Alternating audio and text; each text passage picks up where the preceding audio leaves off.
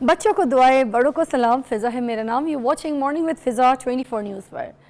नाज़रीन, आज हम एक बहुत बड़े लेजेंड सिंगर और एक ऐसे स्टार उनकी बात करेंगे जिनकी एल्बम जो है 34 इयर्स के बाद जो है वो कहते हैं ना दरामद हुई है, मिली है, दरियाफ्त हुई है।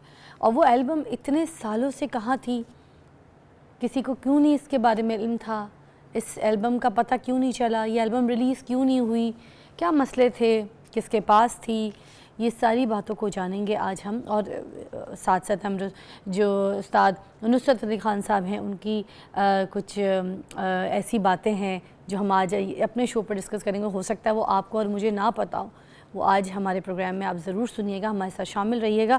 तो चलें जी, स्टार्ट करते हैं। और पहले जो मेरे पास गेस्ट हैं इसी टॉपिक पे बात करने के लिए वो हैं मोहम्मद अयूब साहब, जो कि CEO ओरिएंट स्टार एजेंसी से हैं, और मैं उनसे बात करना चाहूँगी। अस्सलाम वालेकुम अयूब साहब। वालेकुम सलाम फिजा जी। कैसी तबीयत है जी? बस फर्स्ट क्लास, अभी सो के उठाऊं। अच्छा, मगर आप तो बर्मिंघम में है ना अभी? जी जी, बर्मिंघम इंग्लैंड में। अच्छा, तो 4 घंटे का फर्क है टाइम का। हाँ, तो कितने बज रहे हैं अभी यहाँ पर? तो इस वक्त 5 बज रहे हैं। 5 बज रहे हैं। अच्छा जी, मैं यही आज आपसे बात करना चाहूँगी कि उस्ताद नुसरत फतेह खान साहब की जो एल्बम है, जो कि 34 इयर्स के बाद लोगों के सामने आई है, तो ये पहले क्यों नहीं सामने आई, ये रिलीज़ क्यों नहीं हुई, ये किधर थी, किसके पास थी, किस एजेंसी के पास थी, इसमें क्या मसाइल थे जी? ये दरअसल पीटर गेब्रियल की कंपनी है रियल वर्ल्ड रिकॉर्ड्स जी। वो इंग्लिश मार्केट में रिलीज करने के लिए अपनी रिकॉर्डिंग बाथ स्टूडियो में किया करते थे इंग्लैंड में। अच्छा। तो वहाँ पे उनके पास जो पहले रिकॉर्डिंग आई उन्होंने रिलीज कर दी और इसको उन्होंने कहीं ऐसी जगह आर्काइव में जो कि उनको नहीं मिली। तो अब ये आर्काइव अपने मूव कर रहे थे एक जगह से दूसरी जगह, तो सडनली उनके मैनेजर ओरन हैं, उनको वहाँ पे ये एक नुसरत फतेह अली खान का नाम नजर आया। तो वो टेप जो थे उन्होंने उसकी बड़ी हिफाजत के साथ को पहले बेकिंग के लिए भेजा, क्योंकि अगर वो डायरेक्ट प्ले करे तो उसका जो कार्गो ऊपर होता है कोटिंग वो खराब हो जाती है और टेप की आवाज़ जो है बिल्कुल चली जाती है। तो इसलिए उसको बड़ा प्रोफेशनली उन्होंने डिजिटाइज करवाया। अच्छा, वाह भाई, देखें किस तरीके से मिली है, हैरत की बात है। अच्छा, मुझे बताइएगा, नुसरत अली खान साहब के साथ आपका बड़ा देराना ताल्लुक़ है, कितने अरसे से म्यूज़िक इंडस्ट्री में आप वाबस्ता हैं उनके साथ? क्योंकि जस्ट काफ़ी लंबा देरीना ताल्लुक़ है आपका, तो आप ज़्यादा अच्छा बता सकते हैं। यहाँ पर इंग्लैंड में कव्वाली के बारे में कोई नहीं जानता था। पहले 1975 में साबरी ब्रदर पहली दफ़ा तशरीफ लाए थे। उस वक्त वो अपने अरूज पे थे, उनकी कवालियाँ जो थी बाब कमाल ही और ताजदार हरम और सवेरे सवेरे वगैरह बड़ी मशहूर थी। तो 1977 में मेरे एक दोस्त हैं यहाँ पर जो कि अभी भी लंदन में मौजूद हैं, जनाब हाजी हिदायतुल्लाह साहब, वो फैसलाबाद से हमारे लिए लाइव रिकॉर्डिंग आर्टिस्टों के करके लाया करते थे। तो वो एक रिकॉर्डिंग करके लाए, तो हम अपने ऑफिस में सुन रहे थे, मैं और मेरे भाई फारूक साहब और एक और सैम, एक बलीसो के फादर थे सैम सदू। तो हम तीनों ने जब ये टेप लगाई तो मैंने कहा wow what a voice, angelic voice, और इस वॉइस को दुनिया में इंट्रोड्यूस करना चाहिए। तो ये थी 1977 में हमारी पहली उनके साथ जो तारफ हुआ था उसकी आवाज़ के साथ। उससे पहले कोई नुसरत फतेह अली खान का नाम यहाँ पे नहीं जानता था, क्योंकि ना कोई कैसेट मिलते थे, ना कोई रिकॉर्ड मिलते थे। यहाँ पर कोई इधर टेलीविजन प्रोग्राम नहीं थे, कोई कैसेट वगैरह भी उस वक्त मौजूद नहीं थे। तो फिर 1980 में पहली दफ़ा खान साहब तशरीफ लाए थे, तो उनके साथ मुलाकात हुई। और यहाँ पे डिग्बेस्ट्रिक हॉल बर्मिंघम है, वहाँ पर 1000 की कैपेसिटी है, तो वहाँ पे उनका पहला शो हुआ था। तो जब शो हुआ तो तकरीबन 100 के करीब लोग थे। तो मैंने जब शो सुना तो इतना ज़बरदस्त उन्होंने परफॉर्म किया, तो मैंने कहा भाई इतना बड़ा आर्टिस्ट हमारे पास आया और उनको देखने के लिए सिर्फ 100 लोग हैं, तो मुझे बड़ा अफसोस हुआ। तो मैंने उनके मैनेजर थे जो जनाब हाजी शमसुल हक साहब, वो वही मैनेजर थे जो कि साबरी ब्रदर को पहले लेकर आए थे, और मैंने साबरी ब्रदर का तमाम इंग्लिस्तान में उसका टूर किया था उनके साथ। तो मैंने कहा शम्स साहब जनाब, आप अगर हो सके तो खान साहब को दोबारा बर्मिंघम में लाएं, तो हम इनका ज़्यादा लोगों से तारफ करवाना चाहते हैं। तो वो फिर एक हफ्ते के बाद हमने उनका एक शो किया एक सिनेमा में, जहाँ पे तकरीबन 600 आदमियों की सिर्फ कैपेसिटी थी। تو وہاں پر جب شو ہوا تو وہاں پر تقریباً 1000 کے قریب لوگ کریمپ تھے, تمام کوریڈورز میں کھڑے تھے. تو یہ وہ شو ہم نے برمنگھم میں فری کس کیا جگہ تھا. پہ کیا؟ برمنگھم لگزر سنیما برمنگھم ہے, ہماری دکان کے بالکل قریب ہوتا تھا. اچھا تو وہاں پہ ہم نے شو کیا. میں کیونکہ پاکستان ویلفیئر ایسوسیشن کا اس وقت سیکرٹری جنرل تھا, تو ہم نے ان لوگوں کو ضابط فری دی, کوئی ٹکٹ نہیں رکھا قوائی اچھا کا, کیونکہ عام طور پر یہاں پہ شو ہوتے ہیں تو ٹکٹ رکھے جاتے ہیں. ٹکٹس لیکن ہم رکھے نے جاتے جی. زیادہ لوگوں کے ساتھ متعارف کرانے کے لیے ایسے فنکار کو ہم نے کہا کہ زیادہ, تو 1000 کے قریب لوگوں کے, میرا خیال اس وقت انہوں نے پھر جو قوالیاں گائی ہیں اور جس طرح سے انہوں نے پرفارم کیا کہ لوگوں کے دلوں میں انہوں نے گھر کر لیا. ارے تو واہ. ہم ایک کیمپ کارڈر جو ہوتے ہیں عام گھر والے, اس وقت آئے تھے پیناسونک کے, اس پہ ہاں ریکارڈنگ کی جو بالکل پروفیشنل نہیں تھی, لیکن لوگوں نے اصرار کیا کہ اتنی اچھی پرفارمنس ہے کہ ہمیں چاہیے, تو ہمیں کمرشلی وہ ریلیز کرنی پڑی. تو یہ تھا ہمارا پہلا تعارف ان کے ساتھ. واو. اچھا یہ جو چین آف لائف اس کا نام رکھا گیا اس البم کا, تو چین آف لائف کیا مطلب ہوا, کس مطلب کس وجہ سے؟ It's chain of light I think, it's not chain of life. Chain of light ہے یہ, چین آف لائٹ ہے یہ سر نور. وہ آتا ہے قوالی میں, جو ہے ایک قوالی ہے ان کی, یا غوث یا میرا, اس کے اندر یہ لفظ آتے ہیں, تو وہ اس سے انہوں نے چین آف لائٹ رکھا ہے. اچھا زبردست. اچھا مجھے ساتھ بتائیے کہ یہ البم تبھی تیار ہو رہی تھی جب یہ پیٹر گیبریل کے ساتھ کام کر رہے تھے, جب اس وقت ان کے ساتھ گانے گاتے تھے؟ جی پیٹر گیبریل کے ساتھ انہوں نے ریکارڈنگ کی 37 ایئر پہلے, اور یہ آرکائیو میں کہیں گم ہو گئی. پھر اچانک جب یہ آرکائیو موو کر رہے تھے, اس وقت ان کے مینیجر کو یہ ملی, نصرت فتح خان اس پر لکھا ہوا تھا, تو اچانک یہ پھر انہوں نے اس کو توجہ دی کہ بھائی دیکھو اتنی خزانہ ہمارے پاس چھپا ہوا تھا جو کہ ہم نے آج تک ریلیز نہیں کیا. تو پھر انہوں نے یہ ریلیز کیا, 20 ستمبر کو ریلیز ہوا. ایوب صاحب اس کو ڈیجیٹل فارم کے اندر کیسے لے کر آئے؟ کیونکہ پہلے تو دوسرے طریقے سے یہ پرانی جو ٹیپ وغیرہ ہوتی تھی اس میں ریکارڈنگ اس میں بند کیا ہوگا نا, تو اب یہ کس طریقے سے ڈیجیٹل فارم میں آیا ہے؟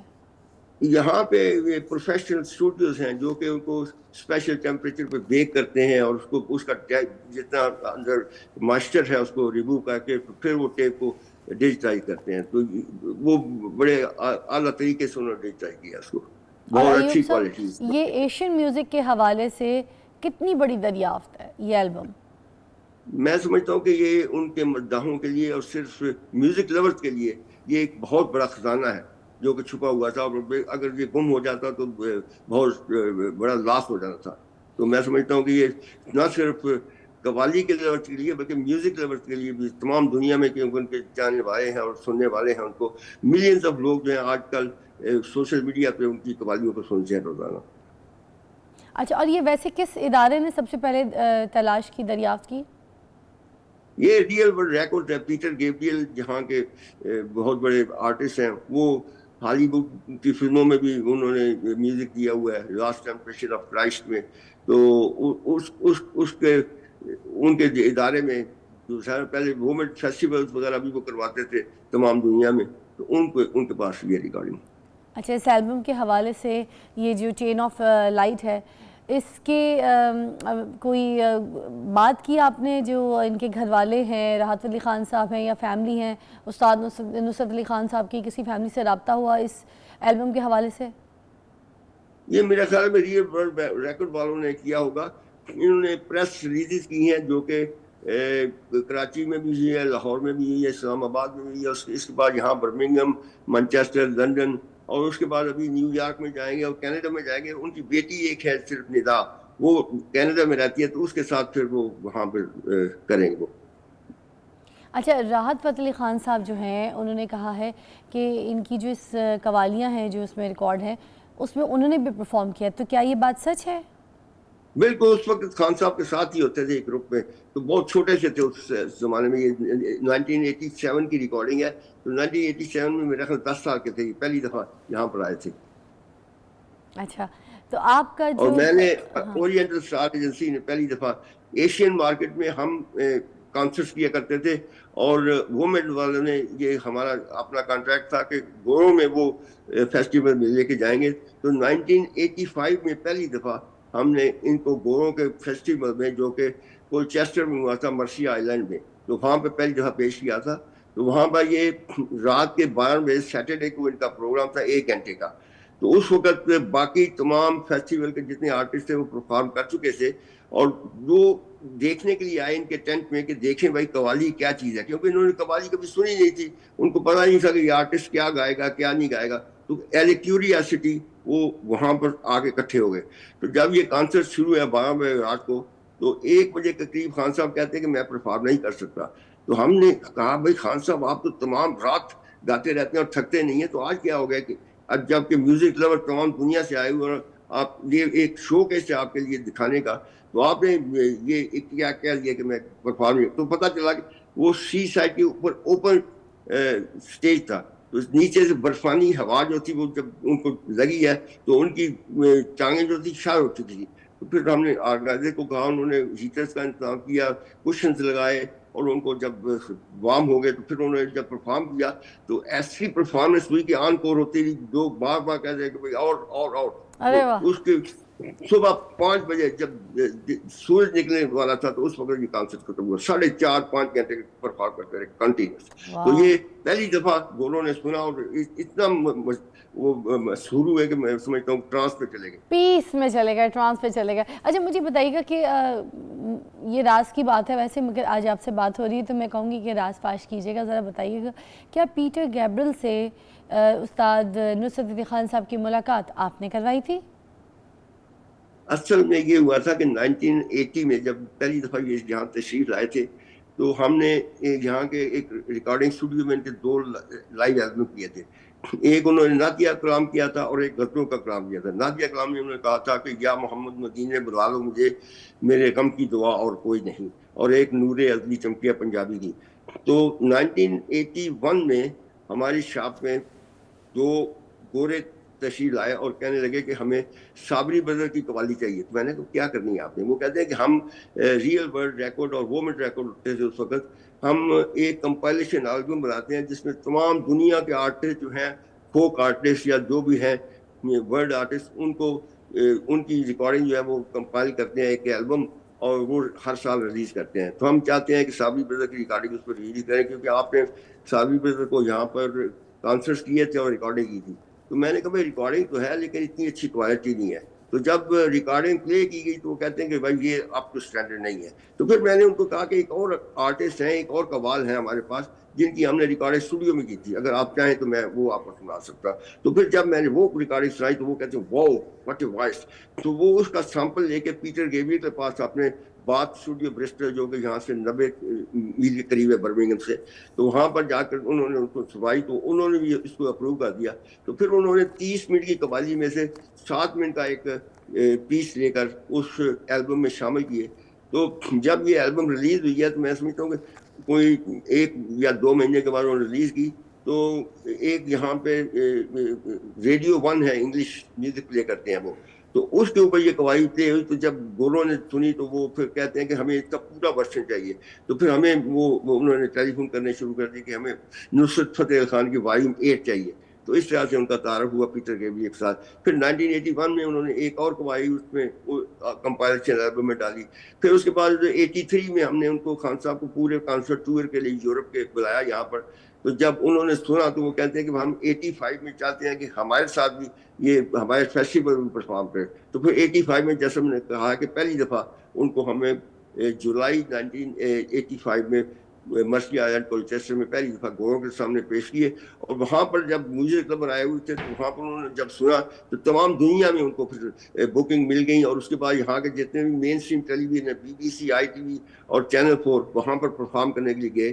اور یہاں کے جب 3-4 ٹیلی ویژن پہ وہ صاحب میں لگاتار آتے رہے تو یہاں کے پارٹیوں نے اعتراض کیا کہ بھائی یہ آپ اسلامک صوفی میوزک بہت زیادہ ترجیح دے رہے ہیں, ہمارے عیسائی میوزک آپ اتنا نہیں. ایوب صاحب ایک چھوٹی سی وقفہ جو ہے وہ بریک جو ہے ہمیں لینی پڑی ہے. اتنی پیاری یادیں ہیں کہ یادیں جو ہیں وہ نصرت فتح خان صاحب کے ساتھ طویل ہے, اور اس لیے میں نے کہا کہ بریک کے بعد بھی ہم اسی گفتگو کو جوائن کریں گے اور ان کی یاد کو تازہ کریں گے, ان کی البم کے بارے میں بات کریں گے, چین آف لائٹ کے بارے میں. تو ٹیک اے بریک.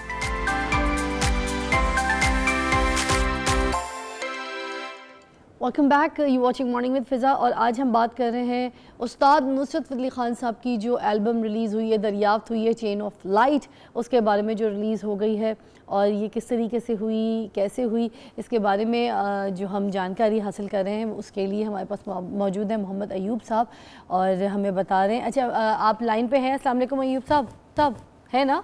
वालेकुम सलाम। जी। अच्छा, मुझे ये बताइएगा कोई ऐसा वाक़या, कोई ऐसी बात उस्ताद नुसरत अली ख़ान साहब की जो अभी तक लोगों तक कान में नहीं गई, उन्होंने नहीं सुनी, ये शायद हमें ना पता हो मगर इंटरेस्टिंग हो और वो आपकी तरफ से आएगी तो बहुत अच्छा लगेगा। प्लीज़ बताइए कोई। उनकी यादें तो बहुत हैं, लेकिन एक चीज़ ये है कि एक यहाँ पर संडे टाइम्स, ये टाइम्स यहाँ पर एक अखबार निकलती है, जी बहुत मशहूर है जी दुनिया में। तो संडे टाइम्स में उन्होंने एक सप्लीमेंट छापा था, 1000 म्यूजिशियंस ऑफ ऑल टाइम, और उसमें 4 एशियन म्यूजिशियन को शामिल किया गया था, जिनमें 2 हमारे USA के थे, जिनमें एक खान साहब नुसरत फतेह अली खान साहब का नाम था। तो आप अंदाजा लगा कि दुनिया के 1000 आज तक जितने भी म्यूजिशियन हुए हैं या सिंगर हुए हैं, उनमें उनका नाम शामिल था। और ये बहुत बड़ी एजाज की बात है। यानी उसमें लता मंगेशकर थी, एक रविशंकर थे, और एक नुसरत फतेह अली खान साहब थे, और एक बली सबू, 4 के नाम उन्होंने शामिल किए थे। तो ये बहुत बड़ा एजाज है। मैं समझता हूँ खान साहब ने दुनिया में सूफिया इकराम का पैगाम जो है, मोहब्बत, अमन, आशिकी और भाईचारे का, वो तमाम दुनिया में फैलाया। और ये एक बहुत बड़े कल्चरल एम्बेसडर थे हमारे, जो कि सकाफती सफीर थे, जिन्होंने कि इस न सिर्फ पाकिस्तान का नाम रोशन किया बल्कि इस्लाम का प्रचार भी बहुत किया, और उनके दुनिया में लोगों को इकट्ठा किया। यानी तमाम मज़ाहब के लोग उनको सुनते थे, हर रंग के, हर नस्ल के, उन्होंने जब देखा कि कव्वाली को नौजवान नहीं सुनते, तो हमने उनको कहा कि भाई आप ऐसे करें, कोलैबोरेशन करें, क्योंकि उन्होंने बहुत से आर्टिस्टों के साथ कोलैबोरेशन की थी। तो मैंने कहा भाई आप कोलैबोरेशन क्यों नहीं करते किसी के साथ, ताकि यंगस्टर्स तक आपका पैगाम पहुंच सके। तो फिर हमने 1990 में बली सबू, यहाँ के बहुत बड़े डीजे थे, प्रोड्यूसर थे, जो कि नौजवानों के लिए म्यूजिक तरतीब दे रहे थे, तो उनको हमने कहा कि खान साहब इनके साथ आपकी कोलैबोरेशन की जाए। तो 1990 में जब ये साउथ अफ्रीका जा रहे थे, तो रास्ते में यहाँ पर लंदन में रुके, तो मैंने कहा कि खान साहब आपके पास एक दिन फारिग है, तो क्यों ना हम रिकॉर्डिंग कर दें। तो फिर मैंने यहाँ पे स्टूडियो बुक किए कैवेंट्री में, जो कि यहाँ से 20 मील दूर है हमारे, और लंदन से तकरीबन 80-90 मील दूर होगा। तो वहाँ से हमने उनको कहा कि आप तशरीफ ले आएँ, तो हम वहाँ पर रिकॉर्डिंग करते हैं। तो फिर हमने वो स्टूडियो बुक करवाया, 12 बजे दोपहर को वो तशरीफ लाए, और वहाँ पर उनके साथ सेक्रेटरी थे उनके जनाब इकबाल नकीबी साहब, जो हमेशा उनके साथ रहा करते थे, तो अभी भी हयात हैं, बर्मिंघम में रहते हैं। वहाँ पे कल उन्होंने एक कॉन्सर्ट भी किया यहाँ पे उनकी याद में। वो हर साल बरसी मनाते हैं उनकी, तो बरसी मनाई उन्होंने, बहुत ज़बरदस्त आर्टिस्टों ने हिस्सा लिया उसमें। तो वहाँ पर तशरीफ लाए, तो बली सबू ने जो वेस्टर्न क्लिक्स थे, वो क्लिक्स वहाँ पर बजाए, और खान साहब ने जो उसके ऊपर गीत गाए। तो मेरा ख्याल 3 घंटे में एल्बम रिकॉर्ड हो गई। लेकिन उसके बाद 3-4 महीने बली सबू उसके ऊपर म्यूजिक तरतीब देते रहे, और फिर जो एल्बम बनी है, तो ऐसी एल्बम बनी कि जो सबसे ज्यादा खान साहब की बिकी, और एक ब्रिज बन गई, जो कि नौजवानों के दरमियान और बड़ी नस्ल के दरमियान, और यानी कव्वाली को उसने इंट्रोड्यूस कर दिया यंगस्टर्स में, और वो एल्बम के साथ उनके कनेक्शंस के रास्ते खुल गए। Thank you so much Ayub साहब, बहुत बहुत शुक्रिया।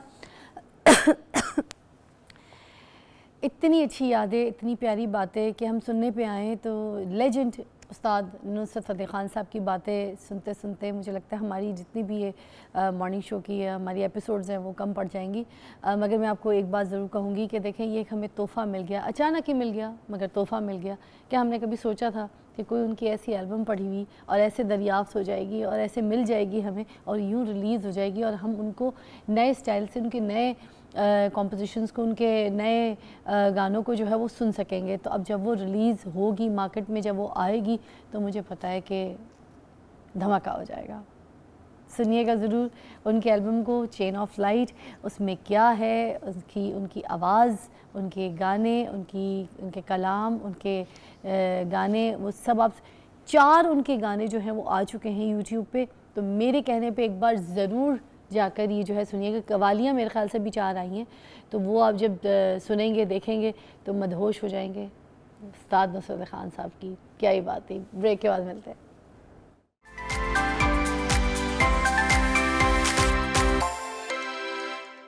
Welcome back, you watching morning with फिज़ा। और नाजरीन, ऐसी चीज़ के ऊपर बात करने लगी हूँ ना कि सोच के मुझे तो एक अजीब सी कराहियत सी आ रही है। अक्सर सुना होगा आपने, सबसे बड़ा शौरमा क्या है? इतना चिकन कि आप हैरान रह जाएंगे। सिर्फ 60 रुपये में, सिर्फ 120 रुपये में ये इतना चिकन 120, और ये इतने से पैसों में कैसे डाल सकते हैं? सिर्फ यही नहीं, और भी बहुत सारी चीज़ों में डालते हैं, कढ़ाइयों में डालते हैं, घरों में बेचते हैं। इन्हें कहते हैं ठंडा गोश्त। ये क्या होता है ठंडा गोश्त? नहीं पता ना? मेरे साथ रहिए, मैं आपको बताती हूँ ठंडा गोश्त क्या होता है। कॉल भी आपकी शामिल करेंगे अगर किसी के साथ कोई ऐसा हादसा हुआ और उसको पता है कि ठंडा गोश्त क्या होता है, तो प्लीज़ हमें ज्वाइन कीजिएगा। कॉल पे भी साथ हम आपको जो है ना अपने प्रोग्राम में शामिल करेंगे। देखिए, सीधी सी बात है, अपनी सेहत का ख्याल रखिए। ये मरी मुर्गियों का जो गोश्त है ना वो ना खाइए। यार क्या कर रहे हैं, मरी हुई मुर्गी का गोश्त खा रहे हैं। कर आप नहीं रहे, कर वो रहे जो 2 नंबरी करके ना इस तरीके का गोश्त बेच रहे हैं मार्केट में, और लोग बड़े मज़े से जायकेदार चीज़ें, शौरमा, कढ़ाई बना के खा रहे हैं। मेरे साथ ज़बरदस्त मेहमान हैं, बड़े दबंग से बंदे हैं, और इनको हमने ख़ास तौर पे मधु किया है यहाँ पर। मोहम्मद आसिम जावेद साहब हैं, डीजी पंजाब फूड अथॉरिटी से। आज हमें सारे बातों के बारे में बताएंगे कि ये क्या तरीका है और ये क्यों ऐसे किया जा रहा है और इसकी पकड़ कैसे है। जी अस्सलाम वालेकुम, कैसे हैं? जी अस्सलाम वालेकुम मैडम।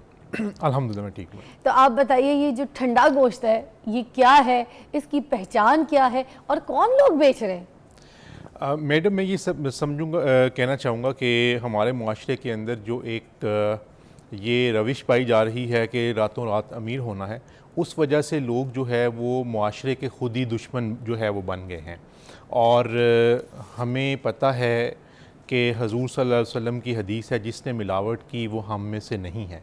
लेकिन हम चंद सिक्कों के लालच में क्या करते हैं कि बाज़ लोगों को मरी हुई मुर्गी, जिसको ठंडी मुर्गी भी कहा जाता है, या मुर्दा जानवर या बीमार जानवर या बीमार मुर्गी जो है वो खिला देते हैं, और इस बात का हमें पता ही नहीं होता कि इसका कितना नुकसान हेल्थ के ऊपर हो सकता है।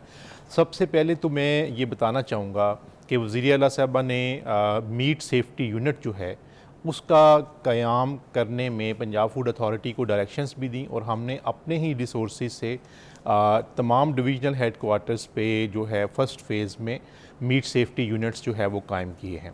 ये मीट सेफ्टी यूनिट्स जो हैं वो जितनी भी हमारी स्लॉटर हाउसेस होते हैं या जो बड़ी मार्केट्स हैं जहाँ पे मुर्गी का या बीफ या मटन जो है उसको ज़िबा किया जा रहा होता है या उसकी सेल परचेज़ हो रही होती है, उन जगहों पे हमारी ये मीट सेफ्टी की टीम्स मौजूद होती हैं, जिनको वेटनरी डॉक्टर्स जो हैं वो लीड कर रहे होते हैं।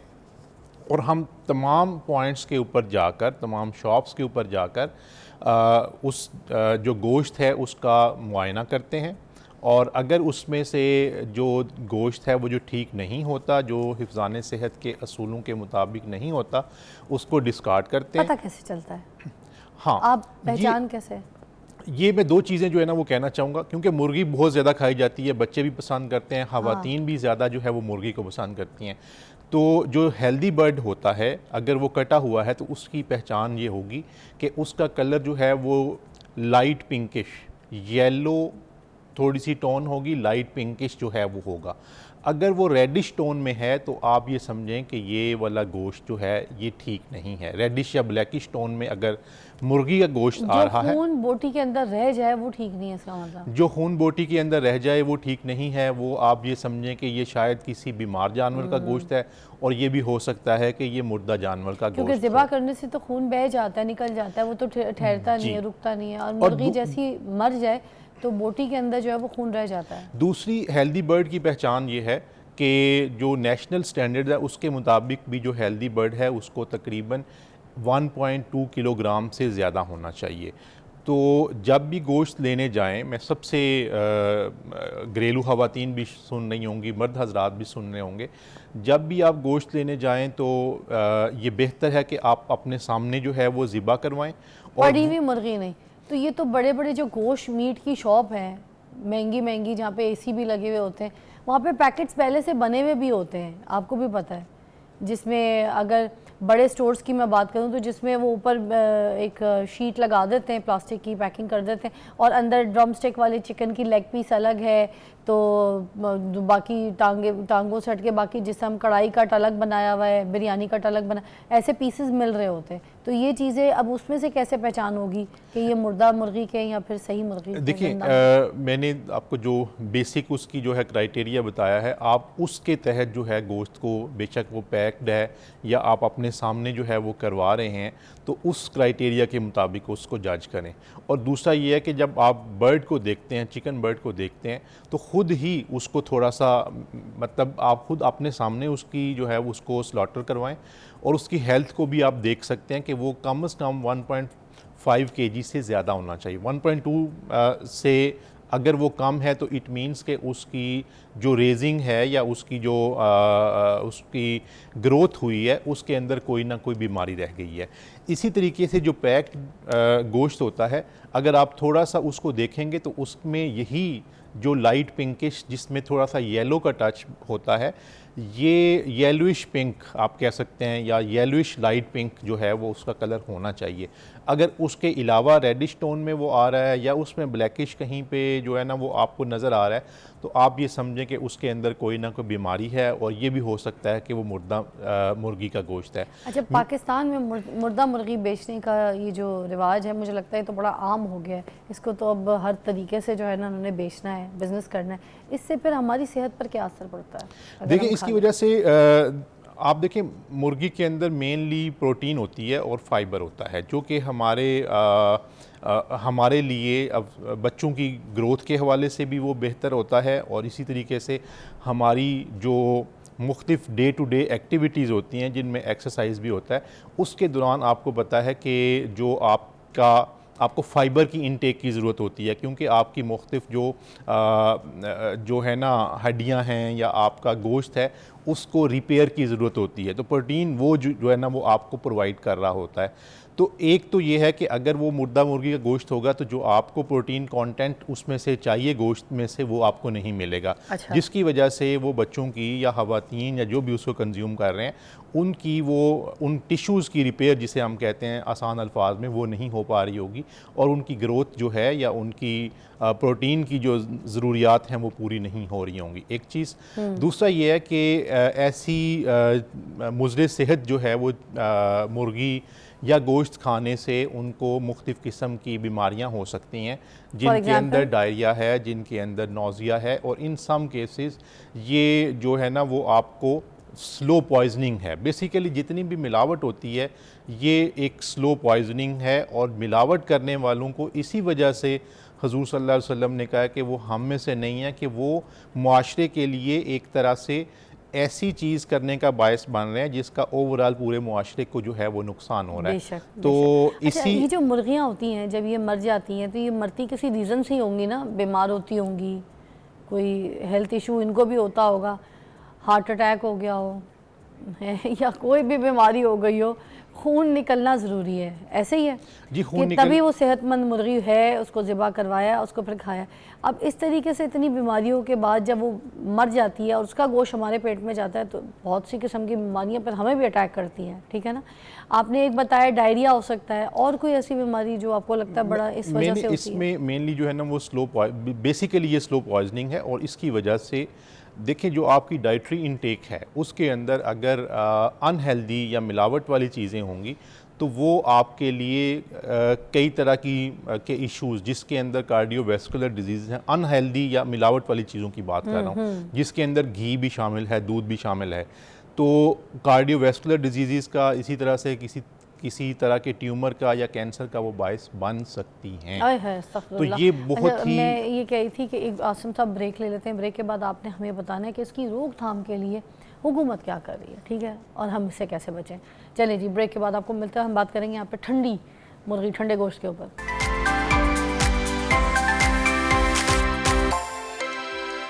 Welcome back, you watching morning with فضا، اور ہم یہاں پر بات کر رہے ہیں ٹھنڈے گوشت کے اوپر. اور ٹھنڈا گوشت وہ ہوتا ہے جو مری ہوئی مرغی ہوتی ہے اور اس کو کھلا رہے ہوتے ہیں، بیچ رہے ہوتے ہیں بازاروں میں، ہم کھا رہے ہوتے ہیں.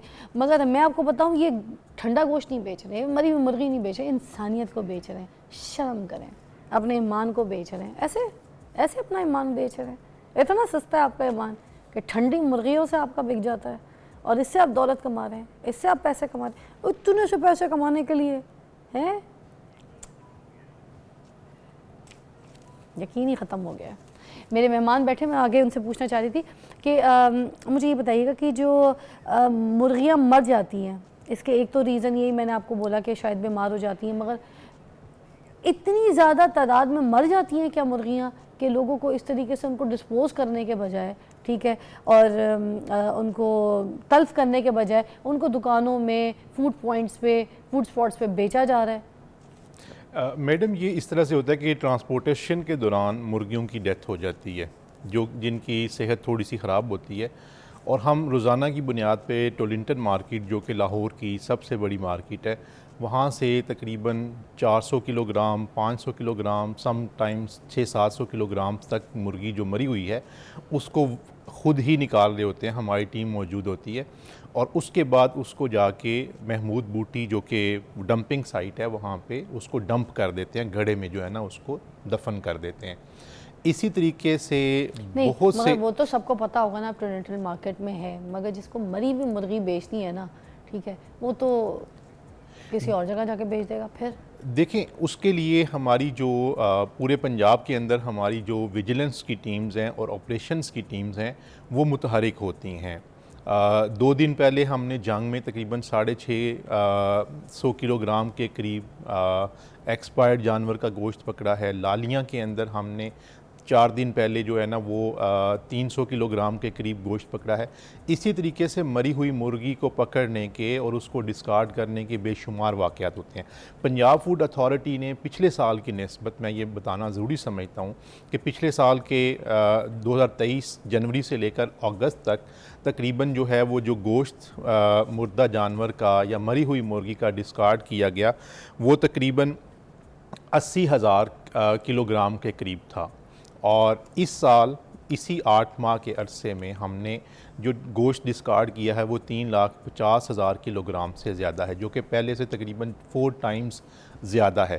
اسی طریقے سے جو گوشت یہ بہت مشکل کام ہے کہ ہم بعض اوقات مرغی کے علاوہ جو بڑے جانور ہیں جو کہ حویلیوں کے اندر اور مختلف جو ہے جگہوں کے اندر جو ہے گاؤں کے اندر جن کو ذبح کیا جا رہا ہوتا ہے, ہم ان کی بھی ریکی کر رہے ہوتے ہیں, اور رات کو لیٹ ارلی مارننگ جو ہے اس کے اوپر ریڈز کر کے سم ٹائمز پولیس کی مدد سے, سم ٹائمز خود ہی اپنی ٹیموں کو ساتھ لے کے تو ان کو ڈسکارڈ بھی کر رہے ہوتے ہیں اور ان کے اوپر FIRs بھی کروا رہے ہوتے ہیں. اچھا, سوشل میڈیا پر, ٹھیک ہے, اس مسئلے کو لے کر اجاگر کرنے میں آپ کی جو ٹیم ہے وہ کیا اقدامات کر رہی ہے؟ دیکھیں ہماری ٹیمز جو ہے نا اس میں 3 چیزیں ہیں. ایک تو یہ ہے کہ ہماری انسپیکشنز کی ٹیمز اپنا کام کر رہی ہوتی ہیں اور اس کو ہم سوشل میڈیا کے اوپر, الیکٹرانک اور پرنٹ میڈیا کے اوپر بھی اپنی کارروائیوں کو جو ہے وہ بیان کر رہے ہوتے ہیں, نشر کر رہے ہوتے ہیں تاکہ عوام الناس شکایت سیل بنایا ہوا آپ لوگوں نے, کوئی کمپلین کر ہمارا سکے؟ 1223 ہمارا ٹول فری نمبر ہے, اس کے اوپر بھی اطلاع دی جا سکتی ہے کہ اگر آپ کو کوئی بھی 1223 مردہ مرغی کے لیے اگر آپ کو لگتا ہے یا کوئی بھی کہیں کھانے میں 2 نمبری ہو رہی ہے تو اسی نمبر پہ کال کر سکتے ہیں؟ جی اسی نمبر پہ کال کر سکتے ہیں. مہنگا بیچ رہا ہے, مہنگا اگر ہے تو وہ ڈسٹرکٹ میں پرائس میجسٹریٹس ہوتے ہیں جو کہ اس کے اوپر کوگنیزنس لیتے ہیں. پنجاب یہ فوڈ 2 نمبری کے لیے نمبر ہے. پنجاب فوڈ اتھارٹی جو ہے یہ ملاوٹ اور فوڈ کی کوالٹی کو بہتر کرنے کے حوالے سے اور فوڈ سیفٹی کو یقینی بنانے کے حوالے سے جو ہے وہ کام کر رہی ہوتی ہے. اور اگر کہیں پہ بھی کسی بھی دودھ کے علاوہ میں, گوشت میں, سپائسز میں, کسی بھی فوڈ آئٹمز میں اگر کہیں پہ آپ کو کوالٹی کا ایشو لگتا ہے, کہیں پہ آپ کو لگتا ہے کہ کوئی مکسنگ کر رہے ہیں, ایکسپائر چیز بیچ رہے ہیں, تو اس کی 1223 پہ اطلاع کر سکتے ہیں. 1223 پہ جب کال کرتے ہیں, کمپلین کرتی ہے کوئی بھی ٹیم اور یا کوئی بندہ جس کو پتہ چلتا ہے کسی کا فوڈ چین کے بارے میں, تو کیا آپ کی ٹیم فوراً رسپانس کرتی ہے یا پھر آپ کوئی سروے بھیجتے ہیں اور ٹائم لگاتے ہیں؟ What is the process? ہمارا جو ہے نا, ہماری 3 طرح کی کمپلینس ہوتی ہیں. ایک تو یہ ہے جن کے اوپر فوری ایکشن کرنا ہوتا ہے, تو ہم 1 سے 2 گھنٹے کے اندر اندر جو ہے SOPs کے مطابق اپنی ٹیم کو روانہ کر دیتے ہیں. اچھا. کچھ ایسی کمپلینس ہوتی ہیں جن کو 24 آورس کے اندر ہم نے کرنا ہوتا ہے. کچھ ایسی کمپلینس ہوتی ہیں کہ جیسے کوئی کہتا ہے کہ اس انڈسٹری کے اندر جو پروڈکشن ہے اس کو ذرا آپ چیک کر لیجئے, لگتا ہے کہ وہاں پہ کوئی مکسنگ ہو رہی ہے. 1 سے 2 گھنٹے کے بعد جائے گی اگر کوئی ٹیم, تب تک ہے تو وہ جو چیز ہے چھپا دیں گے پیچھے اندر خانے.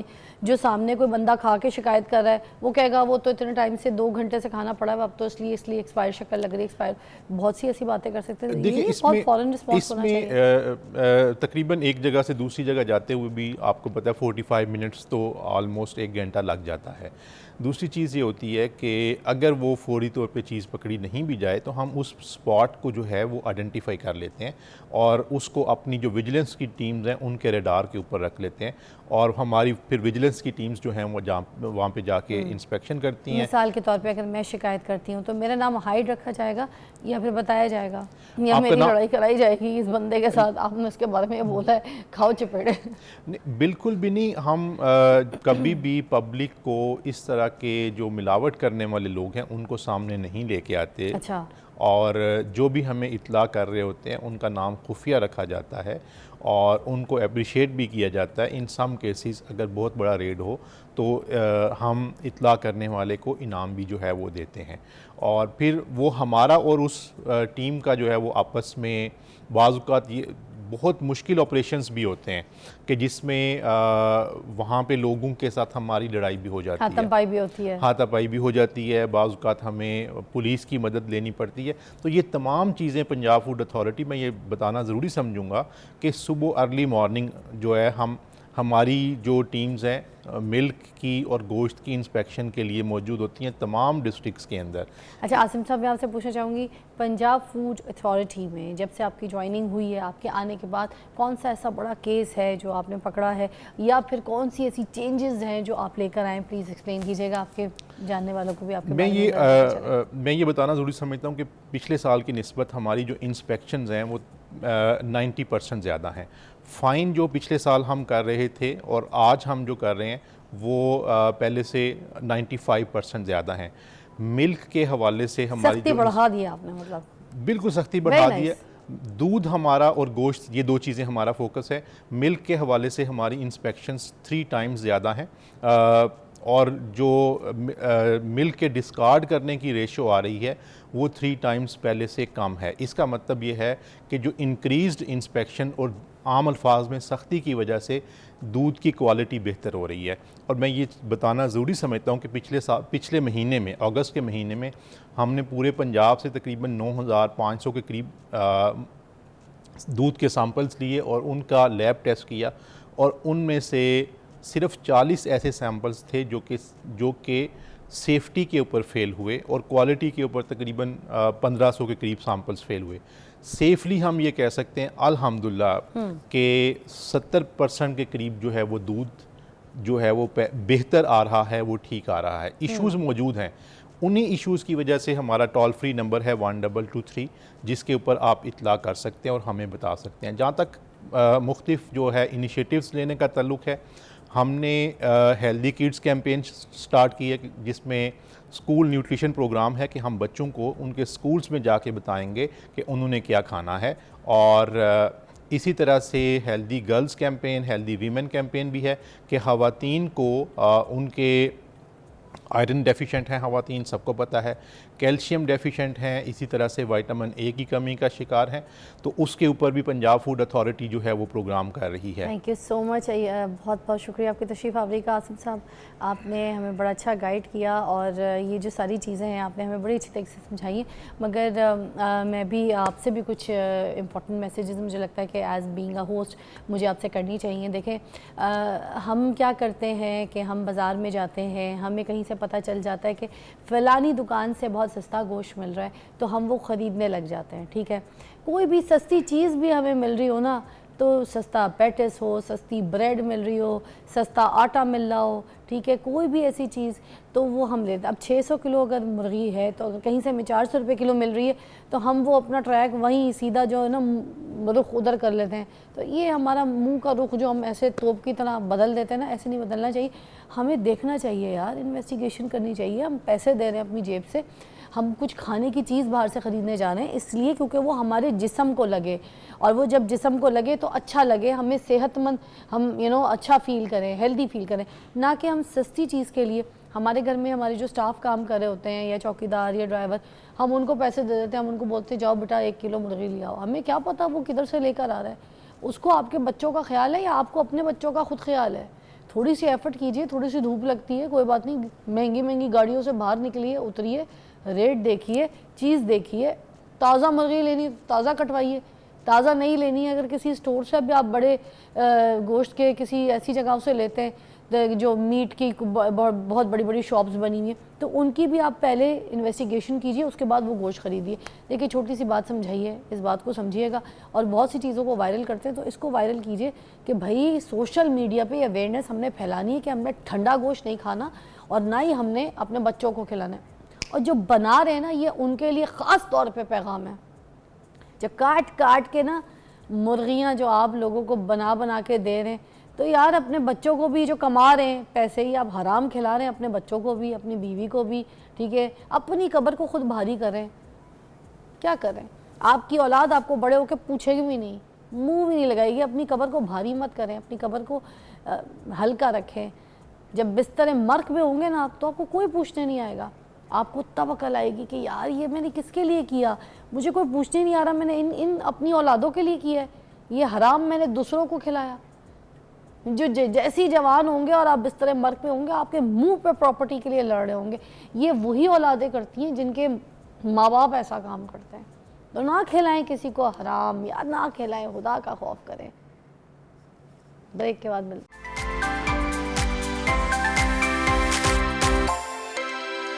جی welcome back to watching morning with Fiza. کبھی میں کبھی تم ایک ڈرامہ بڑا پاپولر ہو رہا ہے اور اس کو پڑوس ممالک میں بھی بہت زیادہ دیکھا جا رہا ہے. بہت اچھی پذیرائی مل رہی ہے ایکٹر ایکٹریسز کو, اور اس میں جو سٹوری لائن ہے وہ بڑی اچھی, کیونکہ جو فہد مصطفیٰ ہے اور ہانیہ عامر جو ہے, ان کی جوڑی تو ایسی مشہور ہو گئی ہے کہ کیا ہی بات ہے, اور دونوں نے بہت اچھا کام بھی کیا ہے. بش انصاری جی تو لیجنڈ ہیں, ان کا تو کیا ہی بات ہے, انہوں نے بھی 4 چاند لگا دیے ہیں اس ڈرامے میں. مگر میں آپ کو ایک بات بتاؤں, اس کہانی سے ایک چیز لگتی ہے جو مجھے لگتا ہے کہ آپ کو ایک بات بتانا بہت ضروری ہے, کہ ایک ویلے لفنگے کی کہانی ہے. اور ویلا تو ہر گھر میں پایا جاتا ہے, جس کے پلے کچھ نہیں ہوتا, ککھ نہیں ہوتا, ٹھیک ہے, اور اس کی شادی کر دی جاتی ہے. تو اتنی پیاری اس کو بیوی مل جاتی ہے ہانیہ عامر. اور اس کے بعد یہ جو آج کی لڑکی ہے, میں بلکہ پوچھنا بھی چاہوں گی, آپ مجھے کال کر کے اس کا جواب دے سکتے ہیں, کہ اگر آج کی لڑکی کی اس طریقے کی ویلے لڑکے سے شادی کر دی جائے اور وہ پیاری بھی ہو, تو کیا وہ ایڈجسٹ کر سکے گی کہ وہ پڑھی لکھی بھی ہو اور لڑکا کچھ ککھ نہ کرتا ہو؟ تو کیا اس طریقے سے شادی چل جائے گی؟ یہ شادی, یہ رشتہ آگے اس طریقے سے قائم کر سکے گی, چلا سکے گی؟ یہ آپ نے مجھے کال پہ بھی بتانا ہے, ٹھیک ہے جی. ایک کلپ میں دیکھ رہی تھی, اس میں ہانیہ عامر جو ہے نا اسٹور پہ جاتی ہے, ایک چھوٹی سی ایک دکان پہ جاتی ہے, تو وہاں پہ جا کے کہتی ہے کہ ٹوٹا چاول دے. یار مجھے اس بات پہ بڑی ہنسی آئی کہ وہ بیچاری پڑھی لکھی اچھی فیملی کی ہے, اس کے باوجود وہ جاتی ہے تو وہاں پہ اس کو ٹوٹا چاول پتہ ہے. مگر وہ جو فہد مصطفیٰ ہے, وہ اس کو تو وہ جب باہر جاتا ہے تو اس کو یہی نہیں پتہ ہوتا کہ ٹوٹا چاول کیا ہے. تو جبکہ وہ ہے بھی اس گھر سے, ایسے فیملی سے, مگر اس کے باوجود تو لوگ اچھا اپریشیٹ کر رہے ہیں. شوٹ بہت اچھا ہوا ہے, گلیاں محلے بڑے پیارے دکھائے, کراچی کی لائف دکھائی گئی ہے. تو وہ اسپیشلی جو عورتیں ہیں جو گلیوں میں لڑ رہی ہوتی ہیں, صبح صبح اٹھتی ہے تو پی پاں کی آوازیں جو آ رہی ہوتی ہے گلی محلے سے, وہ نیچرلی آ رہی ہیں. آنکھ کھلتی ہے تو مرغے کی مان سے پہلے محلے داریاں شروع ہو جاتی ہیں. Just like that. ریڈی والا گزرتا ہے, وہ ٹنڈے, کدو, ٹماٹر, ایسی آوازیں بھی. It's so natural. مجھے اچھا لگا, یہ خوبصورتی ہے. جس علاقے کا جو کلچر ہو وہ دکھانا چاہیے اور بڑا نیچرل دکھانا چاہیے. ڈرامہ جب تک کہ نیچرل نہ لگے تو ڈرامہ دیکھنے کا دل نہیں کرتا. Being being is not a drama. تو میں اس جو ٹیم ہے, پوری ٹیم کو, پوری کاسٹ کو, جو فہد مصطفیٰ ہے, ہانیہ عامر ہے, ڈائریکٹر ہے, بشرا انصاری جی ہیں, باقی کاسٹ جو چھوٹے چھوٹے کیریکٹرز میں بھی ہیں, بھلے سلیم شیخ صاحب ہیں, کافی ایک نیگیٹو کیریکٹر بڑا اچھا کیا ہے. اس لڑکی کا نام کیا ہے, اس کا بھی نام لینا چاہیے مجھے, کیونکہ نعیمہ بٹ میرے خیال سے اس کا نام ہے, اس نے بھی بہت اچھا کام کیا ہے. I am sure Naima but نام ہے اس کا, اس کو بھی اپریشیٹ کرنا چاہیے. عماد عرفانی جو ہے, انہوں نے بڑا کلاسک جو ہے اسٹائل لیا ہوا ہے. ہمارے ایک بہت اچھے جاننے والے ٹی جی انکل ہیں طلعت گمن, تو ان کے بھی سمجھے یہ داماد لگتے تھے, تو ہمارا انٹریکشن ہے اماد سے بھی. بہت اچھا بندہ ہے, بڑا سلیک, جس طرح کے ڈراموں میں آپ اس کی پرسنالٹی دیکھتے ہیں یہ لائف سٹائل ان کا بالکل اسی طرح ہے. ان کی بیگم جو ہے مدیحہ, بہت اچھی فیملی ہے دونوں, ٹھیک ہے, اور جو ریئل لائف میں تو خیر, مگر ابھی ان کا جو کیریکٹر ہے وہ بہت اچھا لگ رہا ہے, کلین شیپ میں, بہت اچھی طریقے سے اپنے کیریکٹر کو لے کے چل رہے ہیں, ٹھیک ہے. فرحت اشتیاق صاحب نے لکھا ہے یہ, فرحت اشتیاق صاحبہ جی نے لکھا ہے, یہ بہت اچھا لکھا ہے, بہت پیارا لکھا ہے. ان کو بھی خراج تحسین پیش کروں گی کہ آپ نے کتنے خوبصورتی سے اس ڈرامے کو لکھ کر قلم بند کیا ہے, اور بہت اچھی محنت ہے.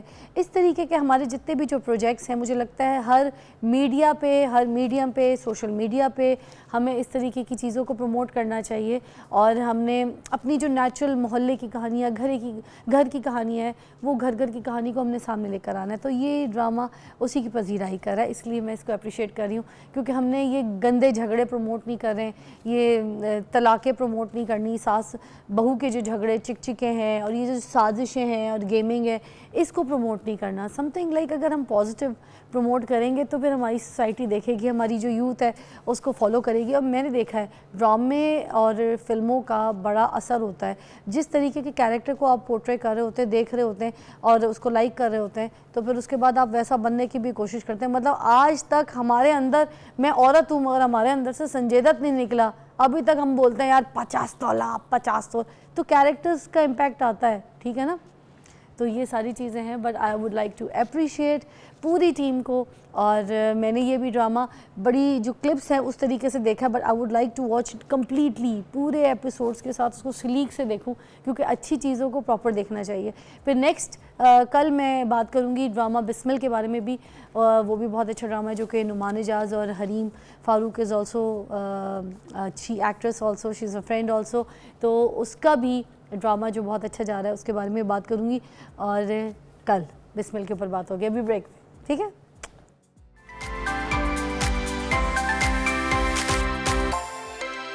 Welcome back, you watching morning with فضا. اور ناظرین, ابھی ہم ایک ایسی بیماری کے اوپر بات کریں گے جو کہ مجھے لگتا ہے امیروں کی بیماری ہے, یہ غریبوں کی بیماری نہیں ہو سکتی, کیونکہ جو ہم مذاق میں ویسے میں بول رہی ہوں, اللہ معاف کرے, کہ اللہ تعالیٰ یہ بیماری کسی کو بھی نہ لگائے, کیونکہ برین ہیمریج کے اوپر میں بات کرنے لگی ہوں. کیونکہ نارملی جو مڈل کلاس لوگ ہوتے ہیں ان کی بیماریاں کیا ہوتی ہیں کہ چھت سے گر گئے, سائیکل سے جو ہے نا بائک جا رہے تھے تو گاڑی والا مار گیا, تو کوئی نہ کوئی کہانی, اپنی چارپائی سے گرتا ہے بندہ مر جاتا ہے تو یا پھر کوئی ٹھڈا لگ گیا, کسی سے لڑائی ہو گئی, ایک ٹسن پڑ گیا, ایک کیلے کے چھلکے پہ تائی امی جا رہی تھی, سلپ ہو گئی تو ڈیتھ ہو گئی. تو یہ بیماری ہے, مگر یہ جو برین ہیمریج ہے امیروں کی بیماری ہے. اللہ معاف کرے, مذاق کر رہی ہوں, مجھے معاف کرے اللہ تعالیٰ. مگر خیر, جس ہم ابھی یہاں پہ پرسنالٹی کو آپ سے متعارف کرنے لگے, یہ پروفیسر ہیں اس بیماری کے, تو بادشاہ ہیں, بڑی اچھی طریقے سے علاج کرتے ہیں. اللہ تعالیٰ بچائے کہ ان کے پاس کوئی جائے, مگر یہ سپر ہیرو ہیں, اگر کوئی چلا جائے گا تو اس کو شفا جو ہے انشاءاللہ تعالیٰ اللہ کی مرضی کے ساتھ جو ہے نا, ان کی نیت اور ان کی کام کے ساتھ جو ہے نا اس کو ملے گی. پروفیسر ڈاکٹر حافظ عبد الماجد صاحب ہیں ہمارے پاس, نیورو سرجن ہیں اور کسی تعارف کے محتاج نہیں ہے, آج ہمارے شو پہ. السلام علیکم. وعلیکم السلام, بہت شکریہ جی آپ نے مجھے بلایا اس بیماری کے لیے. فضا, میں آپ کی بات سے تھوڑا سا اختلاف کروں. جی, یہ بیماری غریبوں کی زیادہ ہے. اچھا, اب میں بتاؤں گا کیوں بتائیے, آپ کو تو آپ پروفیسر ہیں, آپ نے صحیح بتانا ہے. نہیں بتائیں, ہم تو چاہتے ہیں. اصل میں برین ہیمریج 2 ٹائپ کا ہوتا ہے. اچھا, A traumatic and B1 is the naan traumatic, جس کو ہم سپونٹینیس کہتے ہیں. اچھا, جو آپ بتا رہے ہو یہ سپونٹینیس بتا رہے ہو. اچھا, but the 90% of the cases میں ٹرامیٹک ہوتی ہے, روڈ ٹریفک ایکسیڈنٹ کے ساتھ. اچھا, وہ کس طرح سے, کوئی ایگزامپل تھوڑا بتائیے گا. سب سے بڑی کوئی موٹر سائیکل سے گر گیا, موٹر سائیکل کے ایکسیڈنٹ سے 70% کیسز میں موٹر سائیکل کے ایکسیڈنٹ سے ہی بندے کو تکلیف ہوتی ہے. اچھا, اور وہ ہمارے پاس جب آتا ہے, آپ کو پورے پاکستان میں کوئی ایسا انسٹیٹیوٹ نہیں ملے گا جس کے اندر within half an hour CT ٹی اسکین ہو جائے اور پیشنٹ کا علاج شروع ہو جائے.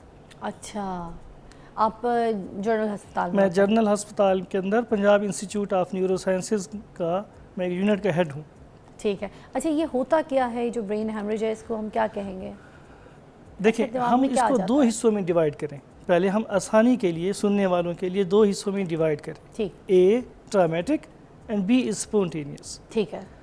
اس وقت جو ہم ڈسکس کرنا چاہ رہے ہیں, جو آپ نے تمہید شروع کی ہے, وہ اسپونٹینیس ہے.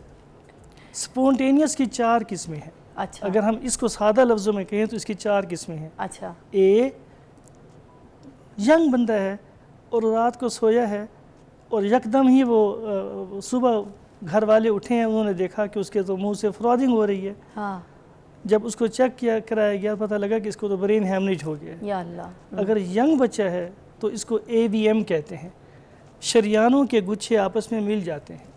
اچھا اسے کہتے ہیں اے وی ایم, آرٹیریو وینس مال فارمیشن. اچھا اس کے بعد آتا ہے سب اریکنوائڈ ہیمریج. مریض سویا ہوا ہے, جاگ رہا ہے, اور یہ بھی میڈل ایج میں ہوتا ہے. اس کے لیے کسی اس کی قید نہیں ہے کہ امیر ہے کہ غریب ہے, ٹھیک.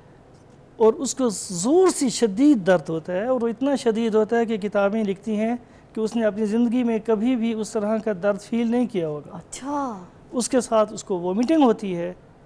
اور بس یہاں پہ تھوڑا سا مسئلہ گڑبڑ ہے کہ ہمارے پاس لوگ سر میں درد ہو تو وہ ڈسپرین کی گولی کھاتے ہیں. ان کو یہ نہیں پتہ ہوتا کہ مجھے تو ہیمریج ہو چکا ہے, اور اس سے خون پتلا ہوتا ہے. اچھا ہیمریج پھر بڑھ جائے گا, اچھا. تو اس کو سب اریکنوائڈ ہیمریج کہتے ہیں. اوکے. تو ان چیزوں میں یہ ڈسپرین وغیرہ کی گولیاں بھی نہیں ہرگز نہیں کھانی, لینی چاہیے, ایڈول نہیں کھانی, ہرگز کوئی نہیں پین کھانی کلر چاہیے. ایسی چیز نہیں لینی ہے. اچھا اس کے بعد نمبر 3 پہ آتا ہے آپ کے پاس ایک اسپونٹینیس میں جب بلڈ پریشر انکنٹرولڈ ہو, شوگر انکنٹرولڈ ہو, اور اولڈ ایج ہو, جی. مین 60 سے پلس ہو, تو ہوتا ہے. And the 4th one is دی 80 سال کے بابا ہیں, ان کو کف ہوئی ہے, وہ جو آپ کہہ رہے ہیں کہ گرے ہیں چھلکے سے, اس کو لوبار ہیمریج کہتے ہیں. ان چاروں کی علیحدہ علیحدہ یہ ساری علاج, ٹائپس ہو یہ گئے. 4 ٹائپ ہیں. یا اللہ. اچھا مجھے یہ بتائیے گا کہ ان کے سمٹمز کیا ہے بیسکلی, جب یہ کسی کو اگر ہو رہا ہے یا کسی کے اندر ایسے برین کا پرابلم شروع ہو گیا, یہ کیا چیز ہوتی ہے جو برین کے اندر ایک دم سے اٹیک کرتی ہے اور برین ہیمریج ہو جاتا ہے؟ اس کے سمٹمز بتا دیجیے گا. ایسا ہے, مجھے اگر ہم اس کو 1 by 1 کریں تو بہت دیر لگ جائے گی. جی ہم اس سے بھی بہت کامن پہ آتے ہیں, جی جو 2 ہیں, ایک سب اریکنوائڈ ہیمریج ٹھیک اور دوسرا اسپونٹینیس ہائپرٹینسو بلیڈ. ٹھیک ہے. یہ جو ہائپرٹینسو بلیڈ ہے, اگر دیکھیں اس کو یوں سمجھیے کہ چھوٹی جتنی بھی شریانز ہیں, چھوٹی شریان نیوروز. یہ بند ہو گئی ہیں, اچھا ان کو زنگ لگ گیا. ٹھیک. اب جو ہائپرٹینسو پیشنٹ ہوگا اس کے ہارٹ کا سائز بڑھ جائے گا, تو ہارٹ جب سائز بڑھے گا تو پمپ بڑھائے گا, پریشر بڑھائے گا. پریشر بڑھائے گا. جب پریشر بڑھائے گا, اوپر سے شریان بند ہے, ہاں تو پھٹ جائے گی, کیونکہ آگے پریشر نہیں جا رہا. پریشر نہیں جا رہا نا. ہاں یہ ہوتا ہے ICH اسپونٹینیس یا ہائپرٹینسو بلیڈ. اچھا. یہ اب اس کے لیے مریض کو یہ پتہ ہوتا ہے کہ میں انکنٹرول میرا بلڈ پریشر رہتا ہے, اس کو پہلے سے پتہ ہوتا ہے, میں دوائی نہیں کھاتا. اس کے لیے کسی سر درد کی ضرورت نہیں ہے, صرف ایک چیز ہوتی ہے کہ مریض کو الٹی آتی ہے اور وہ بے ہوش ہو جاتا ہے. اچھا. تو یہ جو شریانے ہیں یہ بلاک نہیں ہونے چاہیے, بند نہیں ہونے چاہیے, کبھی بھی نہیں ہونی چاہیے. اور یہ پتہ تبھی چلتا ہے جب بلڈ پریشر بڑھتا ہے. بلڈ پریشر تو پہلے سے بڑھا ہوتا ہے نا. جی جی جی. دیکھیں اس میں, اور اگر ہم دوسرے میں ڈیفرینشیٹ کریں تو دوسرے کے اندر بلڈ پریشر کا ہونا نہ ہونا ضروری نہیں ہے. ضروری نہیں. اچھا اس کے اندر ضروری ہے. ضروری ہے. اچھا اچھا اچھا اچھا اچھا. اور جو دوسرا ہے وہ اس کے اندر سر کا درد ہونا ضروری ہے, اس میں ضروری نہیں ہے. اچھا. صرف وومیٹنگ کامن ہے, صرف وومیٹنگ کا ہے. اور دوسری میں وہ ینگ ایج کا ہونا تقریباً ضروری ہے, اس میں نہیں ہے. اچھا یہ اس کی ابتدائی علامات جی ہیں. ہاں. اچھا اس کو ڈائگنوسٹ کیسے کیا جاتا ہے ایگزیکٹلی؟ دیکھیں سب سے پہلے ہم کلینیکلی ڈائگنوز کریں پیشنٹ کو. دیکھیں میگرین کا پیشنٹ کبھی آپ نے سنا, جس کو مائیگرین ہوتا ہے, جس کو سر میں درد ہوتا ہے, اس کو بھی بعض اوقات الٹی آتی ہے, ہاں اس کے بھی سر میں درد ہوتا ہے. اس میں بھی سر میں درد ہوگا. اس کی اور اس کی الٹی میں یہ فرق ہوگا کہ اس کو اباق آئیں گے. میگرین والے پیشنٹ کو الٹی نہیں آئے گی, نازیہ فیل ہوگا. اوکے ٹھیک. اس کے اندر جو ہے اس کو منہ بھر کے زور سے الٹی آئے گی.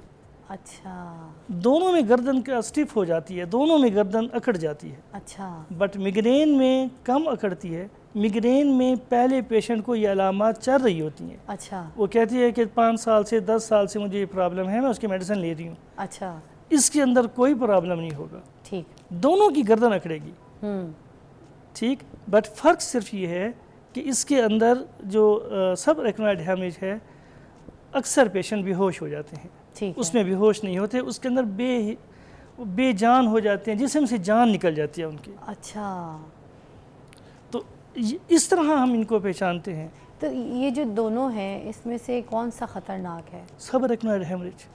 मिग्रेन से मरेगा कोई नहीं, मिग्रेन से मिजरी आएगी, उसको डर लगा रहेगा कि फिर ना दर्द हो जाए, फिर ना दर्द हो जाए।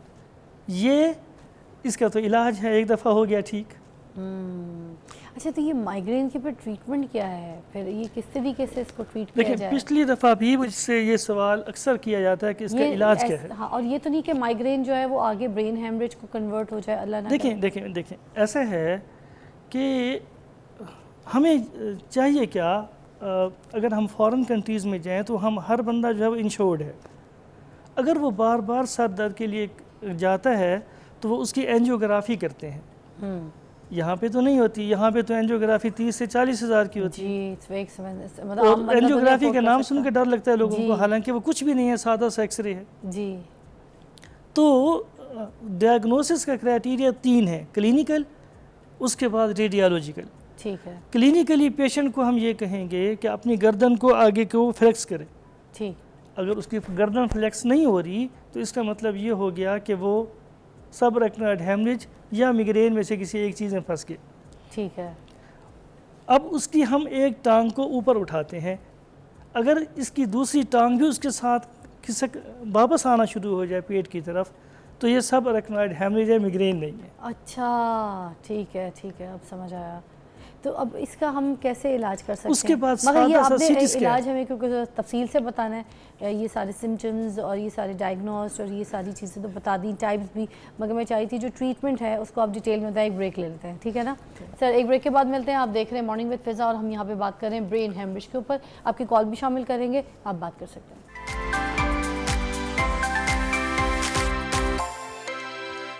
Welcome back you watching morning with फिज़ा और हम ब्रेन हेमरेज के ऊपर बात कर रहे हैं और प्रोफेसर माजिद हमारे साथ मौजूद हैं जो बता रहे हैं। अच्छा, अभी हम ब्रेक पे बात कर रहे थे तो प्रोफेसर साहब बता रहे हैं कि इसके जो ऑपरेशन होता है वो उसके लिए 9-9 10-10 घंटे लग जाते हैं एक ऑपरेशन का। इतना लंबा टाइम पीरियड भी लगता है इसका? इससे भी ज़्यादा लग जाती है। इससे भी ज़्यादा लग जाता है। अच्छा, पहले ज़माने में तो सर खोल के पूरा इसका ऑपरेशन होता था, तो आज के ज़माने में कोई चेंजेस आया या नहीं? बहुत ज़्यादा चेंजेस आए हैं। आजकल तो हम कॉइलिंग कर देते हैं इसकी, आजकल सर खोलते ही नहीं। जैसे आप स्टेंट डलवाते हैं दिल का, हाँ। इसी तरह जहाँ पे शरीयान लीक कर रही होती है, हाँ। वहाँ कॉइल डल जाता है। अच्छा। हमारे पास Punjab institute of neuro sciences में अमेरिकन के ट्रेन डॉक्टर हैं, डॉक्टर कासिम बशीर, हाँ। वो कॉइल करते हैं। अरे और वो सारों को ट्रेन भी कर रहे हैं आगे। अरे वाह। अच्छा, ये जो लोग इलाज में इतनी देरी कर देते हैं, ये क्या वजूहात होती है? ट्रीटमेंट के लिए इतना देर? देखें फिज़ा, ऐसा है, हम इसको यूँ देखें कि हमारे साथ क्या हो रहा है। अलमिया क्या है, सर में दर्द हुआ, हमने सबसे पहले सेल्फ मेडिकेशन की, हमने पता नहीं ब्रूफिन ले ली, पैनाडोल ले ली, उससे फ़र्क नहीं पड़ा। फिर हम जाते हैं किसी अल्लाह वाले के पास कि मुझे दम दरूद कर दो, फिर उससे फ़र्क नहीं पड़ा तो ये जाएगा किसी आम डॉक्टर के पास, उससे टीके शीके लगवाएगा, ड्रिपें पेन किलर की ड्रिप करवाएगा के जी। लिए। फिर उससे फ़र्क नहीं पड़ा तो फिर ये आएगा किसी न्यूरो फिजिशियन, न्यूरो सर्जन के पास। मुझे लगता है उससे पहले साइकेट्रिस्टों के भी धक्के खाएगा वो। अब जब वो हमारे पास आएगा तो फिज़ा, यहाँ पे जो मैं बात करना चाह रहा हूँ ना, ये बहुत दर्द की बात है जी। ये जो सब अरेक्नोइड हेमरेज है, इसका 24 आवर में इलाज हो जाना चाहिए। अच्छा, 24 घंटे के अंदर? 24 घंटे के अंदर। जैसी ये डायग्नोसिस इमरजेंसी, जैसी डायग्नोसिस। ओके, ठीक है। अब बहुत कम टाइम है। इशू क्या है कि हाँ। हमारे पास मरीज़ आता है 3 दिन 4 दिन गुजार के। हाय हाय। जब वो 3 दिन गुजार देता है तो इसके बाद इसका अगला स्टेज शुरू होता है जिसे हम कहते हैं वेज़ोस्पैज़म। सारी शरियानें सुकड़ जाती हैं रिएक्शन के तौर पे, कहीं दोबारा ब्लीड ना हो जाए। अच्छा। जब वो सुकड़ जाती हैं तो हम कोई कुछ भी नहीं कर सकते 2 हफ्ते से 3 हफ्ते तक।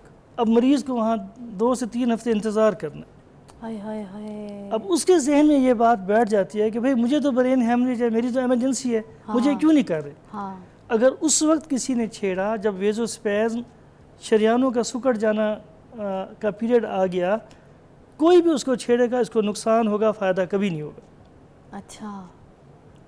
اس لیے لوگوں کو ہم سے گلہ یہ ہے کہ وہاں پہ مریض کیوں انتظار کرتے ہیں. بھئی آپ آتے دیر سے ہیں, آپ اگر فوراً سی ٹی اسکین کروا لیں آدھے گھنٹے سے کم وقت میں Punjab institute of neuro sciences میں. اچھا, اگر ڈاکٹرز ویٹ کا کہتے ہیں, آپ کے کہنے کا مطلب ہے کہ اس میں بھی پھر کوئی وجہ ہے؟ جی, اس کی وجہ یہ ہے کہ ہم ان شریانوں کو دوبارہ کھلنے کا انتظار کرتے ہیں. اس میں کوئی ڈینجر زون تو نہیں آئے گا اس آئے ٹائم گا, پہ؟ بالکل آئے گا. 3% پر ڈے کے حساب سے چانسز ہیں کہ یہ پھٹ جائے گی دوبارہ. ہائے ہائے. تو لیکن حل بھی تو کوئی نہیں ہے نا اس کا. حل یہی ہے کہ ٹائم پہ جو آپ نے 24 گھنٹے کا ہے, یا تو پھر اس ٹائم پہ جا کے فوراً اس کی ٹریٹ کروائی میں جائے. نے اتنا سادہ لفظ کہا کہ یہ وہ درد ہے جو زندگی میں پہلے کسی کو کبھی نہیں ہوتا. بس اس بات کو کوئی یاد رکھ لے, اور ساتھ میں صرف اپنی گردن کو اوپر نیچے کر کے دیکھے کہ اکڑ تو نہیں گئی. اچھا ڈاکٹر صاحب, یہ تو آپ نے بتا دیا. مجھے ایک بات بتائیے گا کہ اب یہ جو گردن ہے, آپ نے کہا ہے کہ کیسے کرنا ہے اس کو, یہ پکڑنا نیچے کریں, اپنی چین نیچے لگائیں, پکڑنی نہیں ہے, ہاتھ نیچے کر لیں, ہاتھ نیچے کر دی, اور نیچے کریں, اور دیکھیں فضا, ادھر دیکھیں, ادھر دیکھیں. جی, یہ چین ہے, اس کو صرف یہاں لگائیں. اچھا ادھر لگا.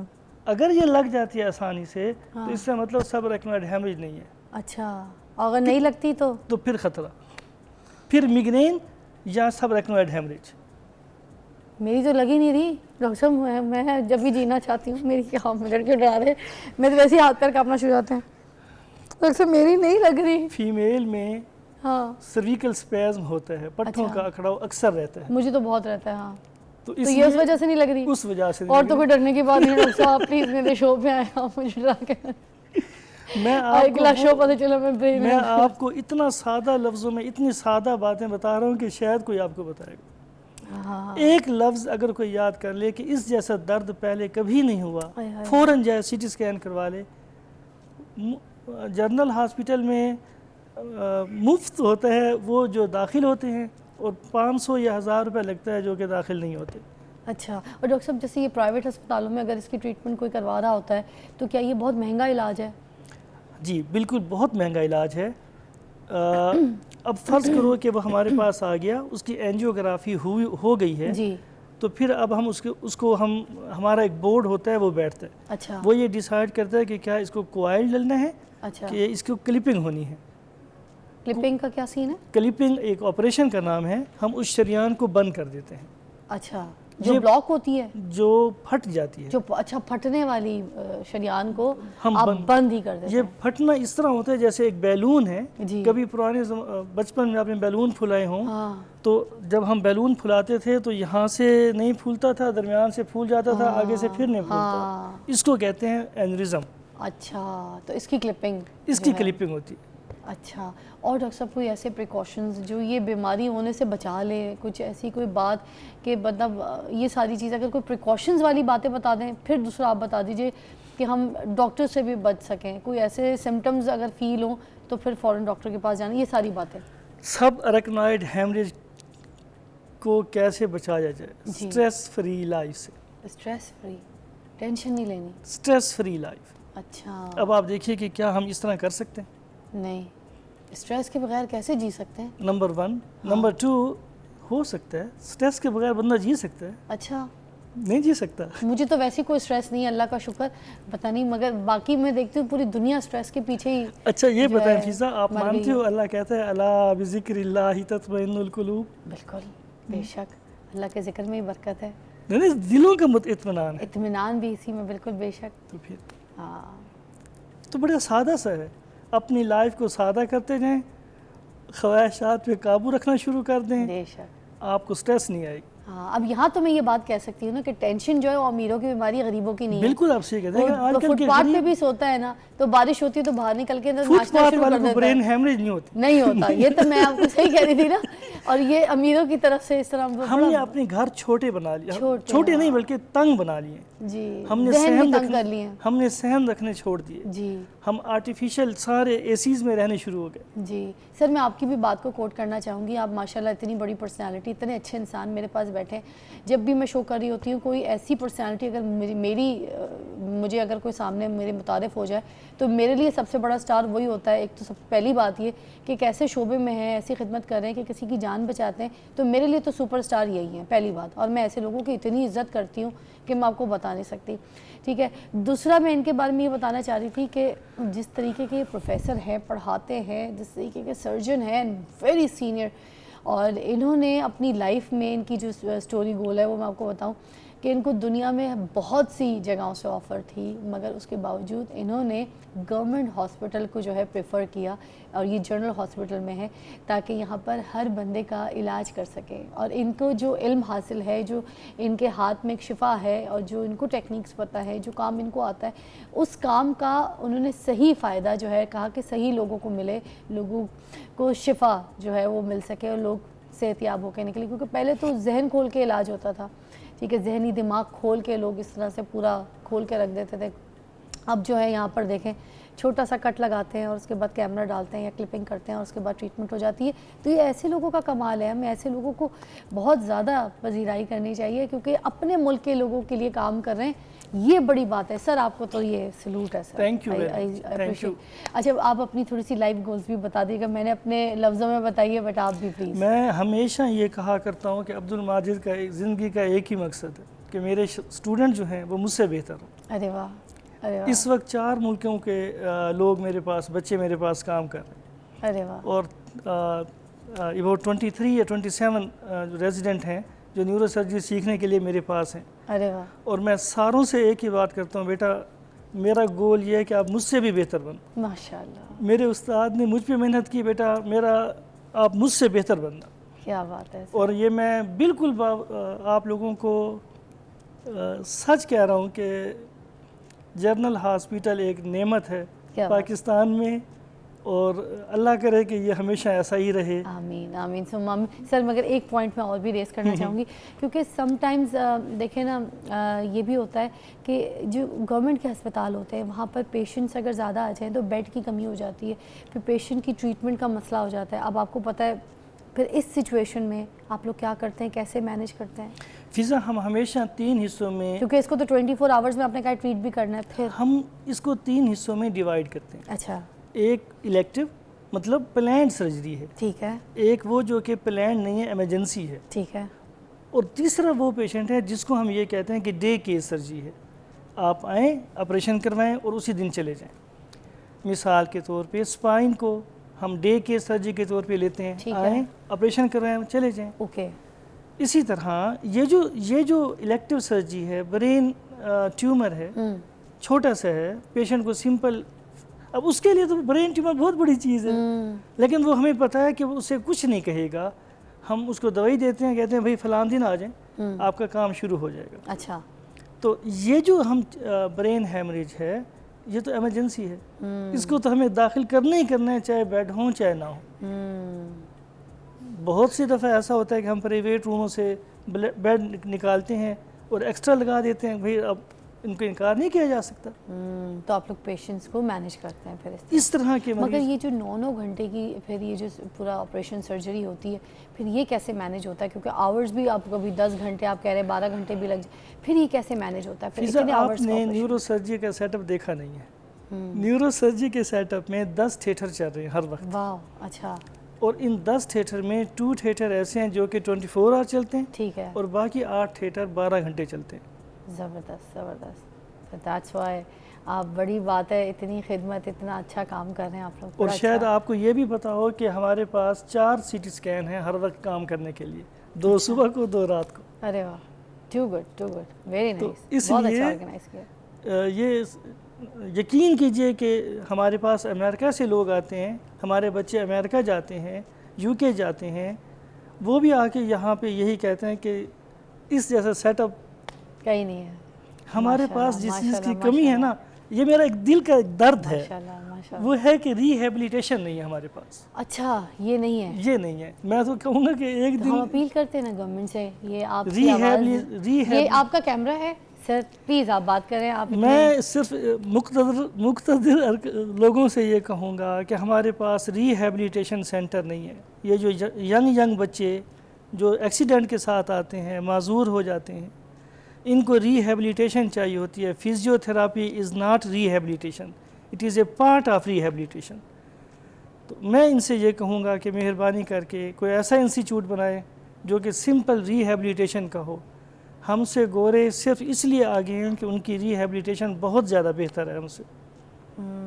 میں بھی ساتھ ساتھ مریم نواز جی آپ سے بھی اپیل کروں گی کہ یہ جس طریقے سے آپ سے ڈاکٹر صاحب نے ابھی بات کی ہے، اگر اس پہ حکومت کی نظر ہو تو یہ ریہیبلیٹیشن جو سینٹر ہے وہ بنائے جا سکیں گے. بلکہ میں تو یہ بولوں گی، اتنے نیک انسان ہیں، آپ شروع کریں، یہ حکومت آپ کا ساتھ دے. کتنے بچے ان لوگوں کی جان بچ سکتی ہے، کتنا نیک کام ہے. ہم نے ہمارے پاکستان کو سیف پاکستان بنانا ہے، ٹھیک ہے. ہمارے پاس آلریڈی کتنی ساری چیزوں کے ایشوز ہیں، پرابلمز ہیں، ٹھیک ہے. تو میں ڈیلی مجھے لگتا ہے میرے شو پہ مریم نواز جی آپ کے لیے کوئی نہ کوئی اپیل لے کر آتی ہوں، تو مجھے لگتا ہے شاید آپ میری یہ آواز سن لیں اور اس کے اوپر بھی کام کریں، کیونکہ بہت اچھے نیک انسان ہیں جو یہ بات کر رہے ہیں. اور یہ پاکستان کے لوگوں کی، ہم مسلمانوں کے سارے جتنے بھی پیشنٹس ہیں ان کی خدمت کر رہے ہیں. تو یہ آپ یہ خدمت خلق ضرور دیکھیں، اور یہ جس طریقے سے اپیل کریں، جس کام کی اپیل کریں اس کے اوپر نظر ضرور ڈالیے گا اور یہ کام جلد سے جلد کروائیے گا. اور سر کوئی اینڈ میں میسیج دینا چاہتے ہیں تو پلیز میسیج دیتے ہوئے پھر ہم بریک پہ جائیں گے.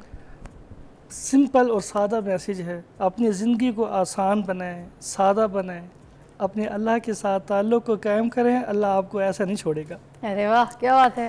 بریک کے بعد ملتے ہیں جی. Thank you.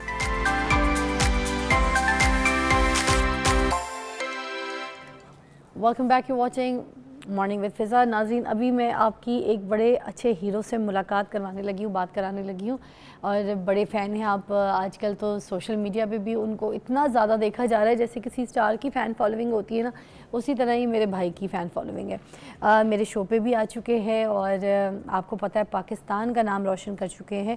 پاکستان کے پہلے کراٹے کومبو کے ورلڈ چیمپئن جو ہے وہ بن گئے ہیں، اور دنیا میں انہوں نے پورے پاکستان کا لوہا بنوایا ہے. اور سنگاپور میں بھی کراٹے کامبیٹ میں انہوں نے جو ہے وہ فتح حاصل کر لی. تو آج ہمارے ساتھ ہے، میں ان کے ساتھ بات کرنا چاہوں گی MMA فائٹر شاہزیب رند. السلام علیکم شاہزیب بھائی. وعلیکم السلام، کیا حال ہے؟ خیریت سے؟ آپ ٹھیک ٹھاک؟ اللہ کا شکر. ویسے اب بنتا نہیں تھا کہ اسکائپ پہ آج بات کریں، مگر دل کرا تھا ہم نے کہ چلے آج آپ کو ایسے فون پہ لے لیتے ہیں. ورنہ دل یہی ہے کہ آپ جب لاہور آئیں تو آپ میرے شو پر ضرور آئیں. انشاءاللہ ضرور. ہاں دیکھیں، آپ کی لائف کی سب سے مشکل فائٹ ابھی بیچ میں یہ چل رہی ہے، تو میں یہ لوگوں کے مطلب تک آپ کا میسیج بھی پہنچانا چاہوں گی کہ آپ پلیز اس بارے میں بتائیں کہ جب اس پوزیشن پہ آپ کھڑے تھے، آپ کی سب سے مشکل فائٹ تھی، سب سے بڑی فتح تھی، تو اس وقت آپ کا کانفیڈنس کیا تھا، کیا سوچ رہے تھے، کیا دماغ میں پریپیئر کیا تھی، کیسی پریپریشن سب لے کے گئے تھے؟ جی بالکل، جب یہ فائٹ مجھے آفر ہوئی تھی، مجھے پتا تھا کہ یہ جو ہے مطلب بہت ہی بڑی اپرچونٹی ہے میرے لیے. ورلڈ ٹائٹل میں فائٹ کرنا مطلب اٹس بہت ہی بڑا اچیومنٹ ہے. جی تو مجھے جب یہ اپرچونٹی ملی تو میں بہت ہی خوش ہوا. میں نے کہا چلو یہ جو ہے ابھی میرا جو ڈریم تھا وہ کمپلیٹ ہونے جا رہا ہے. تو مجھے بہت زیادہ اس میں چیلنجز فیس کرنی پڑی. سب سے پہلے تو آپ کو پتہ ہے فائنینشیل ایشوز آپ کو ہوتے ہیں. پھر اس کے بعد آپ کا جو ٹریننگ کیمپ ہے، میں یو ایس اے میں میرا ٹریننگ کیمپ ہوتا ہے، وہاں پہ جو ہے جانا، اور وہاں پہ جو ہے کوچز اور ایکسپینسز بہت ہی زیادہ ہوتے ہیں آپ کے.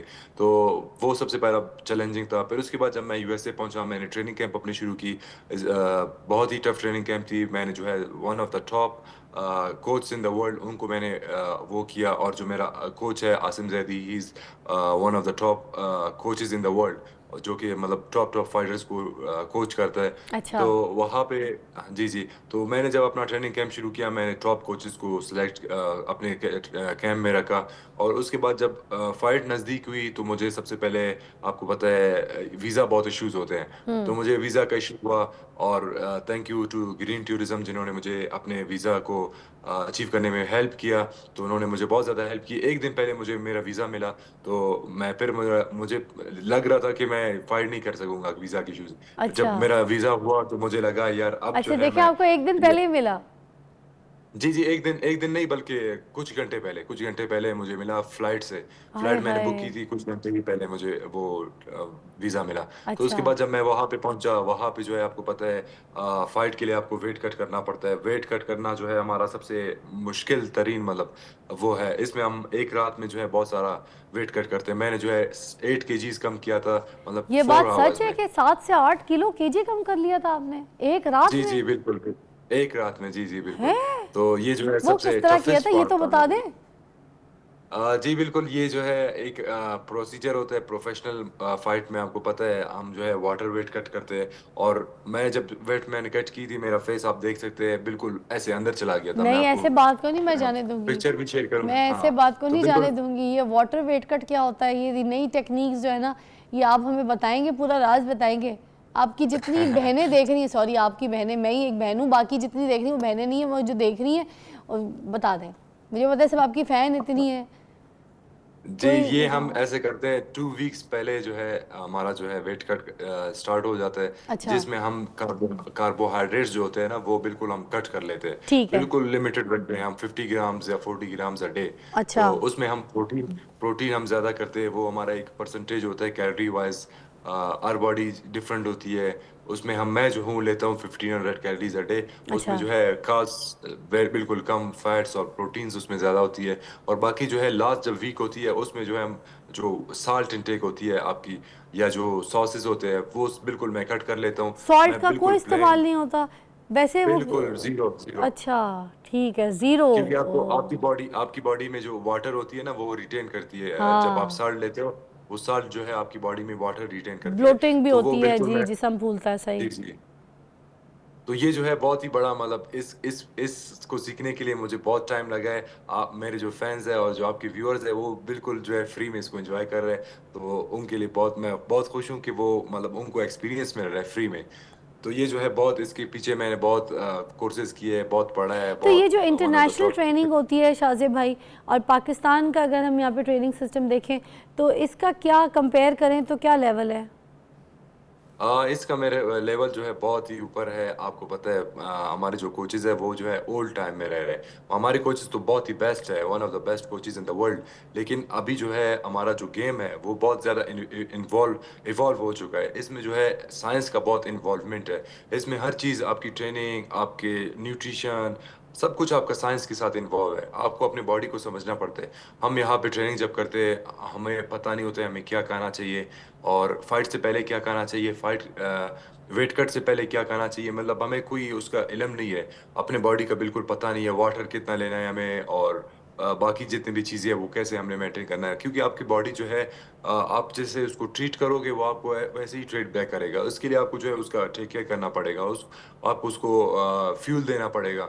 जैसे गाड़ी चलती है, उसको फ्यूल चाहिए होती है, या उसको ऑयल उसका चेंज करना पड़ता है। इसी तरह आपकी बॉडी भी इसी तरह है। आप उसको मेंटेन करोगे, आप उसका ख्याल रखते हो। तो फॉरेन कोचेस और इन कोचेस में जो है ये फ़र्क है, वो जो है बहुत ज़्यादा स्टडी करते हैं। वो जो है साइंस को इस गेम के साथ इन लोगों ने इन्वॉल्व किया हुआ है। अब मैं जब वहाँ पे ट्रेनिंग कर रहा हूँ, मुझे अब पता चल रहा है यार, ये गेम जो है बिल्कुल डिफरेंट है। ये वो नहीं है जो हम सोच रहे थे कि हार्ड वर्क करो, सिर्फ हार्ड वर्क करो, भागते रहो और ट्रेनिंग करो, और ये जो है आप इस तरह आप अचीव, इस तरह नहीं है। आप हार्ड वर्क भी करोगे, स्मार्ट वर्क भी करोगे।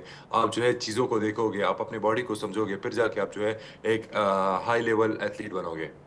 अच्छा शाज़ेब भाई, मुझे बताइएगा कि ये जो जब आप फाइट कर रहे थे अभी, ये जो इस तरह की सारी चीज़ें जो आप उसके मुंह पे जब ये पंच कर रहे होते तो क्या इससे उसके मुंह की हड्डियाँ, जबड़े, दांत सब कुछ टूट सकते हैं? हाय अल्लाह। जी, बिल्कुल। ये तो क्या कहते हैं इसको, वो दूसरा फाइटर भी ट्रेन कर रहा है। वो जो है अपना पूरा ज़िंदगी उसने लगाया है किसी और को मारने के लिए। जब आप फाइट में जाते हो आपका यही सोच होता है कि मैंने दूसरे अपोनेंट को नॉकआउट करना है, उसको अनकॉन्शियस करना है। जैसे कि आप मेरी फाइट भी आपने देखी होगी, बाकी हमारे फैंस हैं उन सब में भी देखी होगी। स्टार्ट में मुझे पंच लगा था और वो लड़का बहुत ही पावरफुल था और पता नहीं मेरे ख्याल फुल से पावर से मारते हैं ये जो पंच है, फुल पावर होती है? जी जी जी, ये तो मतलब जितना आप बॉडी में आपका जान है आप उस उतने स्पीड से पावर पंच मारते हो। और जो कराटे कॉम्बैट है इसकी ग्लव्स बिल्कुल शॉर्ट है, इसके बिल्कुल ऐसे लगता है कि जैसे बॉक्सिंग के आप तो देखते हो ये बॉक्सिंग के फेस बड़े के जब बड़े आप हिस्से पे जो ये मार रहे हैं, हिट कर रहे हैं, किस जगह पे मारना होता है फेस के? ये आप मार सकते हो, कहीं भी मार सकते हो। मुझे तो आंख यहाँ पे, पे कट की नाक पड़ी पे, थी। मुंह पे, जी जी जहाँ हर लग जगह। जाए? हाँ जी जी अरे ये फाइट अल्लाह। अब जब मुझे मेरी फाइट हुई थी मुझे पंच लगी थी, ये मेरा यहाँ से बिल्कुल कट हो गया था, कट लगी थी और ये आंख मेरा जो है बिल्कुल मुझे कुछ नजर नहीं आ रहा था जब मुझे पंच पड़ी पंच थी। के साथ फट गया था ये? जी जी ये पंच से पट गया था और आप देख सकते हो फाइट में वो ब्लड भी उसमें हो रहा है और उसके बाद अनकॉन्शियस हो जाता है बंदा, नजर नहीं आता, आय दिमाग काम करना छोड़ देता है। हाय। शाजिब मुझे भाई जब मुझे पंच लगी बताएं थी कि आपके फ्यूचर गोल्स क्या क्या है, क्या प्लान्स हैं, आप किन टारगेट्स पे आपकी जो है ना बारीक नज़र है, किसको आप, वो लोग कहते हैं ना कि जब तक कि आपको अपने पते का फाइनल डेस्टिनेशन का ना पता हो तो आपने सफ़र नहीं शुरू करना, तो अब किस चीज़ को टारगेट किया हुआ है आपने? जी बिल्कुल, मेरा फाइनल टारगेट यही है कि अल्हम्दुलिल्लाह यहाँ पे मैं वर्ल्ड चैंपियन बन गया। अब मैं इसको नेक्स्ट दिसंबर में यूनिफाई करूँगा। फिर उसके बाद मेरा प्लान ये है जो दुनिया के सबसे top one of the top fighters जिस लीग में भी हो, यूएफसी हो या बाकी जो भी लीग्स हो, उनमें जो one of the best fighters in the world उन सबको बीट करूँ और उनका टाइटल वाह, अपने कंधे पे रखूँ।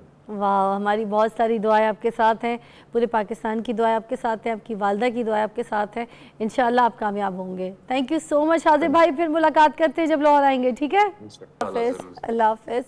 क्या बात है, ऐसे देखें छोटी छोटी ख्वाहिशें करके अपने अंदर एम्स, अपने अंदर जज्बा पैदा किया और इसी तरीके से आगे आप देखें, आगे चलते चलते जो कामयाबियां हैं उनकी सीढ़ियां चढ़ते चढ़ते आज कामयाबियां इनके कदम चूम रही हैं और आगे भी मज़ीद इनके और गोल्स हैं, अचीवमेंट्स हैं जो उन्हें हासिल करनी है। इसी तरह हमारी जो नौजवान नस्ल है जो वेली बैठी हुई है, मैं उनसे भी कहूँगी कि कुछ सोचें अपने बारे में, अपने फ्यूचर के बारे में, अपने करियर के बारे में, अपने घर वालों के बारे में, क्योंकि अल्लाह ताला ने मर्द को गिवर ही बनाया। मतलब अल्लाह ताला ने बताया है कि मर्द को काम करना है, प्रोवाइडर बनाया, उसको प्रोवाइड करना है, उसने अपनी चीज़ को आगे फैमिली को लेके चलना है, उनको देना है, रिस्क देना है, ठीक है, उनको सेफ्टी देनी है, सब कुछ करनी है। तो आपने कुछ ना कुछ तो लाइफ में करना है।